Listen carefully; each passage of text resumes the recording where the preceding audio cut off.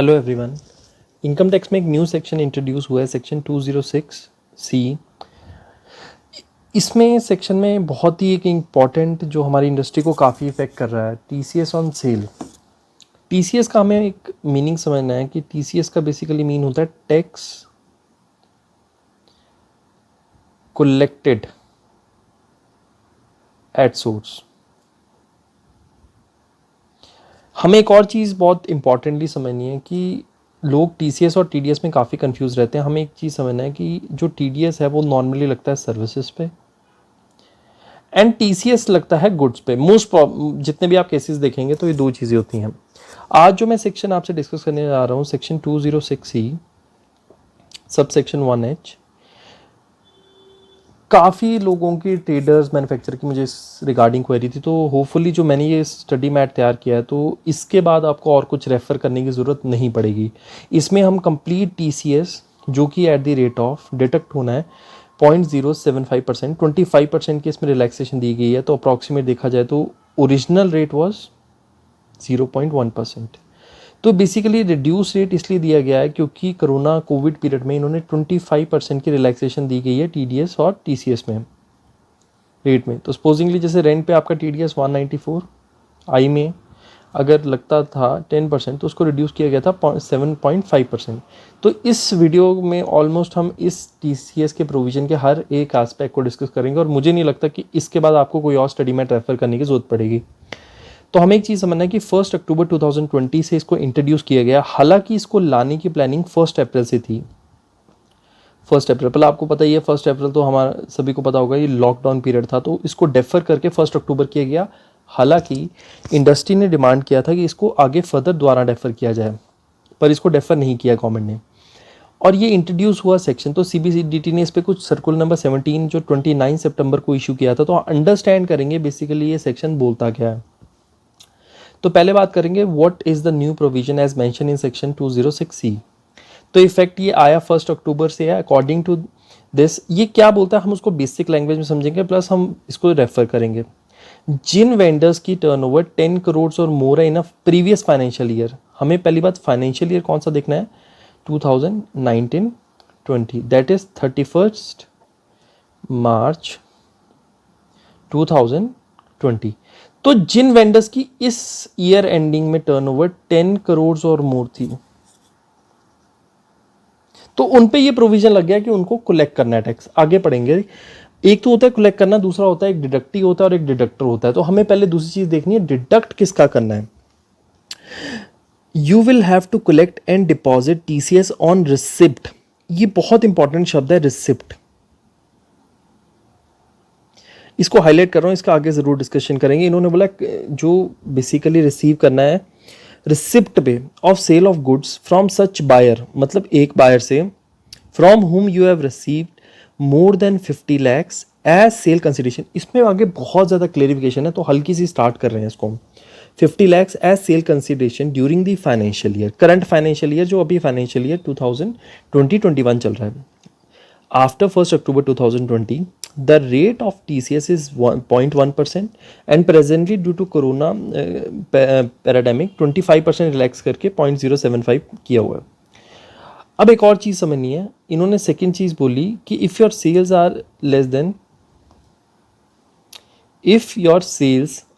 Then 10 crore, अगर आपकी cell 31 मार्च 2020 का जो सेल थी, सेल मतलब सेल कंसीडरेशन, कंसीडरेशन में हमें एक और अभी बेसिक पॉइंट इसमें मैं अभी जोड़ दे रहा हूँ कि कंसीडरेशन मींस इसमें क्या उन्होंने इंक्लूड किया है, जीएसटी पार्ट।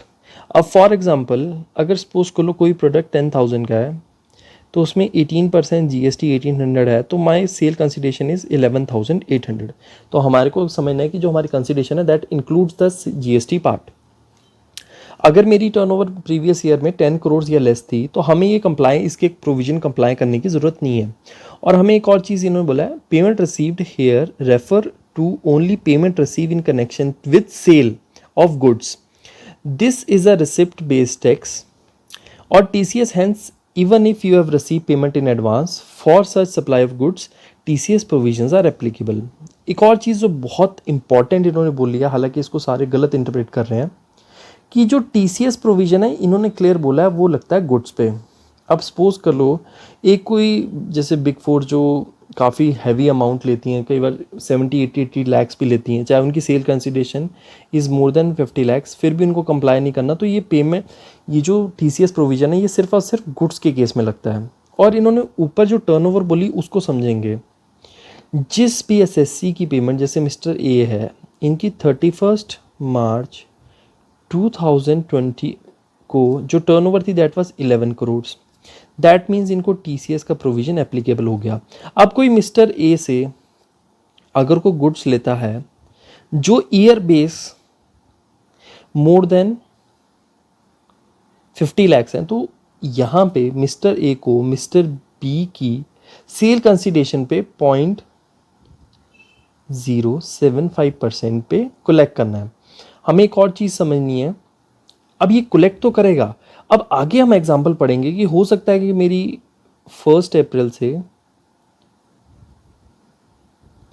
31 या फिर 30 सितंबर तक सेल थी 45 लाख्स, और आगे मैंने यहाँ पे 10 लाख्स की आगे और सेल की। अब हम इस कॉन्सेप्ट को समझेंगे, आगे मैंने प्रॉपर्ली एग्जांपल इसमें फ्रेम किए हैं कि जो TCS लगना है या 45 पे लगना है, या वो TCS 10 लाख्स पे लगना है, या पूरे 55 पे लगना है, तो आगे इसको प्रॉपर्ली डिस्कस करेंगे। एक ये बहुत ही छोटा पॉइंट है, ये किसी अच्छी न्यूज़पेपर की हेडलाइन से लिया है कि क्या अभी TCS प्रोविज़न जो गवर्नमेंट ऐसे 1 अक्टूबर से 2020 से एप्लीकेबल कर देंगे, क्या इंडस्ट्री को इस टाइम इसकी ज़रूरत थी या फिर गवर्नमेंट को थी? The answer is clear no. Industry को अभी बिल्कुल वर्किंग कैपिटल की मूवमेंट की बहुत ज़्यादा ज़रूरत थी, और इस टाइम पे ये प्रोविज़न लाके वो वर्किंग कैपिटल को डिस्टर्ब करेंगे, तो ये प्रोविज़न इस टाइम लाना बहुत गलत है। काफ़ी लोगों का सेम ओपिनियन है। अब ये प्रैक्टिकल एग्जांपल वेरी इंपॉर्टेंट, हमें इनको समझना बहुत ज़रूरी है, ताकि आपको क्लियर होगा कि TCS प्रोविज़न ईयर बेस है, एडवांसेस पे, रिसिप्ट पे, हर एक चीज़ इसमें क्लियर है। हमें एक चीज़ रखनी है कि अमाउंट रिसिप्ट पे लगता है, तो आगे इन एग्जांपल्स को करते हैं। If the amount received in relation to your sale from one buyer is 5 crore from 1 April to 30 September. अब एक चीज़ बोली कि 1 अप्रैल से लेकर 30 सितंबर किसी को हमने सेल किया 5 CR, but out of this you have supply only 2 crore goods. Now after 31 अक्टूबर, इसको पूरा रीड कर लेते हैं फिर एग्जाम्पल के साथ करेंगे। ये केस क्या है आप समझेंगे। आपको 1 अप्रैल से 30 सितंबर हमें एक चीज़ समझनी है। उन्होंने बोला इसको हमने सेल कर दी 5 CR की, गुड्स दिए सिर्फ 3 CR के, और 5 करोड़ इससे रिसिप्ट कर लिया, पैसे आगे इससे। और वो कह रहा है कि 2 करोड़ के गुड्स मैं जाके अक्टूबर में दे रहा हूँ, जहाँ पे हमारे TCS प्रोविज़न एप्लीकेबल हो गए हैं। तो वो कह रहे हैं TCS कलेक्ट होगा। द आंसर इज़ नो, क्योंकि जो TCS कलेक्ट होता है वो हमेशा रिसिप्ट ऑफ पेमेंट पे होता है। तो आगे और एग्जाम्पल करते हैं कि रिसिप्ट ऑफ पेमेंट पे होता है। अगेन है कि 5 करोड़ की सेल उस पीरियड में कर दी, one buyer out of which 4 crore हमें रिसीव हो गए 30 सितंबर तक, and the payment of 1 crore was received on or after 1 October 2020. Even then you have to collect TCS on 1 crore, though no supply is made after 1st October 2020, because this is tax based on receipt of payment. मैंने क्योंकि आपको इस video के starting में बोल दिया था, receipt यहाँ पे बहुत बड़ा एक क्लॉज है। तो receipt of payment and you are getting 1 crore after 1 October 2020। एक शॉर्ट में बात करता हूँ, अगला भी एग्जांपल बहुत अच्छा है, ये वैसे बता देता हूँ कि 60 लाख्स आपने सेल किया, उसमें से 45 लाख्स आपको 30 सितंबर से पहले रिसीव हो गए, आउट ऑफ विच 10 लाख्स आपको रिसीव हुए, रिसीव्ड ऑन 2 अक्टूबर। तो इसमें वही है कि रिसिप्ट बेसिस पे हमें क्या करना है। अब ये एग्जाम्पल, थर्ड एग्जाम्पल कंफ्यूजिंग भी है, आपको बताता हूँ क्यों। 60 लाख्स की सेल की, 60 में से मैं 45 रिसीव कर चुका था, 15 अभी रिसीव करना बाकी थे। 60 है या 60, यस, 45 में रिसीव कर चुका था अप टू 30 सितंबर, और 10 लाख्स मैंने रिसीव किया ऑन 2 अक्टूबर 2020। अब चीज़ को समझे, then you have to collect TCS on 5 lakhs only out of this receipt, because क्योंकि अब क्या हुआ, 45 लाख्स मैंने बिफोर 30 सितंबर मैंने रिसीव कर लिए, बिफोर 30 सितंबर। अब मुझे 1 अक्टूबर के बाद 10 लाख्स रिसीव हुए। पहले मैंने इस वीडियो के स्टार्टिंग में बता दिया था हमें दो चीज़ें देखनी है, एक तो मेरे वेंडर की 10 CR के ऊपर टर्नओवर, और मैंने जो उससे परचेज कर रहा हूँ वो 50 lakhs और मोर है, तो यहाँ पे जो TCS का प्रोविज़न लगेंगे आपको समझने 10 lakhs पे नहीं लगेंगे, 5 lakhs पे लगेंगे। क्यों? क्योंकि जो मेरा लिमिट है, पहले रिसीव किया मैंने 45 lakhs प्लस रिसीव किया 10 lakhs। जो इसमें 10 lakhs में मैं 2 बाइफिकेशन करूंगा। जो फर्स्ट 5 लाख है वो एग्जॉस्ट करेगी मेरी ओरिजिनल 50 lakhs की लिमिट को, और बैलेंस 5 lakhs पे मुझे TCS लगेगा। आई थिंक मैं इसको क्लियर कर पाया हूँ कि जो 45 lakhs है, टोटल लिमिट मेरी 50 lakhs है, 50 में से 45 एग्जॉस्ट होगी, 5 की लिमिट बची। अब मैंने 10 रिसीव किया जिसमें से 5 की लिमिट एग्जॉस्ट यहाँ पे होगी, और बैलेंस जो मेरे पास 5 बचा उस पर मेरे TCS के प्रोविजन लगेंगे। हमें पूरा कंप्लीट 10 पे नहीं देना। आगे एक एग्जांपल करते हैं कि in order to find the limit of 50 lakhs all amount received from 1 April will be counted. और एक चीज समझिए, ये जो 50 lakhs की लिमिट है दिस इज ईयर बेस्ड। जो 50 lakhs की लिमिट है दैट इज ईयर बेस्ड। तो हमें कोई भी चीज़ है, इसको ये एग्जांपल मैं आपको, ये 100% है, ये वाली मैं PDF फाइल अपने डिस्क्रिप्शन में दे दूंगा, आप इसको ज़रूर रीड करना। तो हमें अब इससे कंक्लूजन क्या निकलता है कि 50 lakhs के ऊपर कोई भी अमाउंट रिसिप्ट होता है जिसकी even though cell prior period में हो चुकी है, प्रायर पीरियड में सेल हो चुकी है, बट अमाउंट अभी रिसीव हो रहा है, रिसिप्ट अभी हो रहा है, तो TCS प्रोविजन एप्लीकेबल होंगे। क्लियर? आगे चलते हैं। इसके 2-3 और चीज़ें हैं वो इंपॉर्टेंट मैटर हैं, और आगे इन्होंने कुछ और भी चीज़ें डिस्कस की हुई हैं। जैसे TCS का हो सकता है आपको कोई और प्रोविजन हिट कर रहा हो, सपोज कर लो सेल ऑफ कार, उसमें कुछ और प्रोविजन 1% वाला लगता है, तो एक बार डिस्कस करेंगे। पहली चीज़ मैं हमेशा ये क्लियर कर दिया था कि ये सिर्फ सप्लाई ऑफ गुड्स पे लगता है, सप्लाई ऑफ सर्विस पे नहीं लगता। ये इसके प्रोविजन इन्होंने क्लियर किया कि sale consideration received in respect of goods वो कंसीडर करते हैं 50 lakhs में, सेल ऑफ सर्विस नहीं करते हैं। रिलैक्सेशन दी गई है कोरोना पीरियड में, मैं पहले आपको बता चुका हूँ कि 25% की जो relaxation in the rate of TDS and TCS वो हर जगह एप्लीकेबल है। वो रिलैक्स करके, जैसे रेंट में 7.5% और इसमें भी ज़्यादा 0.1% है, उसको रिड्यूस करके 0.075% रिड्यूस किया गया है, 1%। आगे है कि should it be charge in TCS bill. उन्होंने कहा मैंडेटरी नहीं है in law and it depends upon the choice of seller. If it is collected and deposited on receipt then the requirement of law is complete and it is immaterial whether it is charge in invoice और not. मतलब invoice में अलग से आपको TCS value लिखने की जरूरत नहीं है, but if you want to use the invoice as a tool to inform the buyer that you are undergoing the obligation to charge TCS then it should be charge in the bill itself so that your buyer knows that he and you are within the preview of TCS and there will be no dispute at the time of payment when you ask your buyer to pay TCS।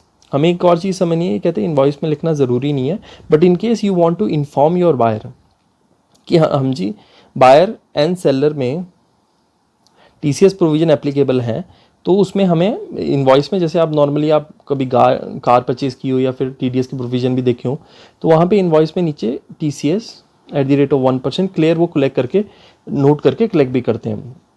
एक और चीज़ है ये circular, इसमें basically ये बोला गया था कि GST पार्ट को इंक्लूड करते हैं, जो मैं ऑलरेडी आपके साथ डिस्कस कर चुका हूँ कि 10,000 का सपोजिंगली कोई आप इंस्ट्रूमेंट लेते हैं और आप उस वेंडर से ऑलरेडी 50 lakhs का परचेज कर चुके हैं, तो एक चीज़ देखनी है कि जो हमारी सेल कंसिडरेशन है दैट इंक्लूड GST पार्ट। जैसे GST 18% लग रहा है, तो जो हमारी टोटल वैल्यू होगी दैट विल बी, जिस पे @ 0.075% लेंगे that will be inclusive of this. ये जैसे अब GST, अब ये एग्जांपल 75 lakhs वो है वैल्यू ऑफ गुड्स है, GST लग रहा है इस पर 13,50,000, टोटल इज 88,50,000, TCS इज 0.075% ये वैल्यू पे। अब ये 0.075% आप क्लियर देखेंगे ऊपर ग्रॉस वैल्यू का है। एडवांसेस के रूल में ये बोल रहे हैं क्योंकि आपको मैं यही चीज़ बोला है कि रिसिप्ट, इसमें बहुत अजीब शब्द है कि रिसिप्ट पे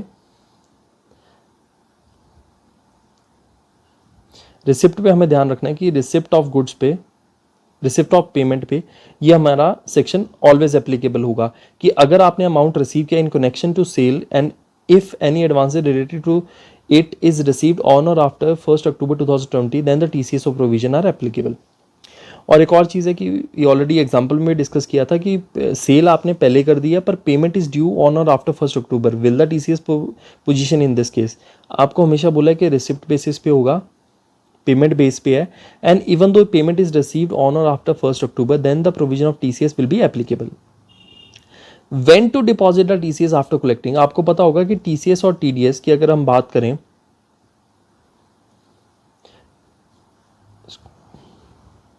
टीसीएस और टीडीएस की अगर प्रोविजन की बात करें तो 7th day of the succeeding month हमेशा डेट होती है उसको डिपॉजिट की। तो सपोज कर लो मैंने 1 अप्रैल को अगर कोई पेमेंट पे टीसीएस कलेक्ट किया तो उसको डिपॉजिट करना होगा 7 मई। अगर ये चीज़ मैं 7th पॉइंट ऑलरेडी डिस्कस भी कर चुका हूँ कि if the goods are already be charge by TCS under any provision of TCS, 206 में ऑलरेडी, जैसे फॉर एग्जांपल कार 1% टीसीएस जो रिड्यूस होकर 0.75% ले रहे हैं, अगर उस पर टीसीएस लग रहा है, अगर ऑलरेडी टीसीएस का कोई प्रोविज़न लग रहा है तो ये जो प्रोविज़न ऑफ सेक्शन 206 है वो एप्लीकेबल नहीं होंगे अगर ऑलरेडी वो टीसीएस किसी और सेक्शन में फॉल कर रहा है। और एक और ये जैसे मोटर व्हीकल का एग्जांपल मैं ऑलरेडी ले ही रहा था कि मोटर व्हीकल में पहले आपको पता होगा मोटर व्हीकल पे जब टीसीएस 2016 में आया था उसमें बोला गया था अगर मैन्युफैक्चरर टू डीलर कोई गाड़ी जा रही है तो यहाँ पे हम एक चीज़ समझिए, यहाँ पे टीसीएस का प्रोविजन एग्जम्प्ट किया गया था जो 1% कलेक्ट होता है। बट यहाँ पे हमें एक चीज़ समझिए, यहाँ पे ये वाला टीसीएस का प्रोविजन जब एग्जम्प्ट करते हैं तो ऑटोमेटिकली 206C एप्लीकेबल हो जाता है। तो यहाँ पे जो गाड़ी मैन्युफैक्चर वाले लोग हैं और वो कंपनी से अगर कुछ मैन्युफैक्चर से डायरेक्ट कोई परचेज कर रहे हैं तो यहाँ पे TCS will be deducted at the rate of 0.075%। तो यहाँ पे जो कार इंडस्ट्री वाले हैं वो पहले बहुत सेलिब्रेट करते थे कि 1% टीसीएस नहीं लगता, बट यहाँ वाला सेक्शन उनको हिट हो जाएगा और उनको टीसीएस कलेक्ट करना पड़ेगा एट द रेट ऑफ 0.075%। अब एक और चीज़ है, इसमें कोई एक्सेप्शन भी है। हाँ जी बिल्कुल एक्सेप्शन, जैसे गुड्स एक्सपोर्ट हो रहे हैं, जब buyer central government, state government, embassy है या फिर म्यूनिसिपल कमेटी या फिर कुछ इस तरह के हैं। Remember that the all purchases made by them are exempt from this TCS, but sale made by them, if applicable, then they have to collect and deposit TCS from the buyer. अब suppose कर लो civil supplies.